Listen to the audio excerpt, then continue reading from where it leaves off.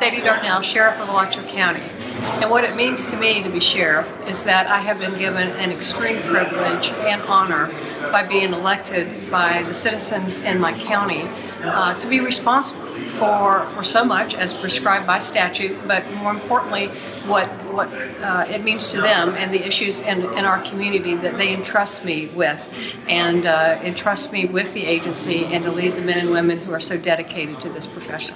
In Alachua County, one of the main concerns is that we're struggling with individuals who have a mental illness and addiction, and or both. And I think that's a theme that we're seeing as a concern throughout not only Alachua County but throughout the state for the individual and their family, and then also the challenge that presents for law enforcement and how we respond, and then how we can go downstream to fix what's causing this, and that's to get treatment options and follow through navigators through the mental health and medical profession. So it's not an easy fix, but it is a concern and an issue that seems to be prevalent in our county, and I do not believe that we're alone.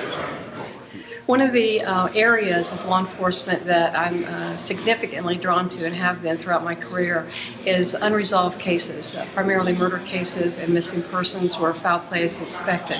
So I've given myself the perk of being able to assign myself to be on the Cold Case Advisory Committee that was just created in Florida. It's a statewide advisory committee.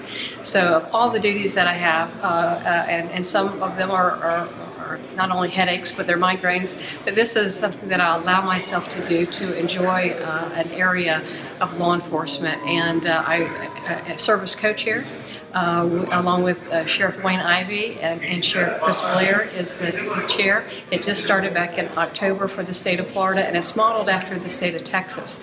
So what we're doing is gathering the data of unsolved cases and approaching that as sheriffs across the state of Florida, so that those who are missing, those who have been murdered and their cases are unsolved, that their families and their loved ones and our communities know that they're not forgotten. For me, I've taken such pride in choosing this profession, and actually it chose me, but I've stayed in it and I've gotten so much out of it.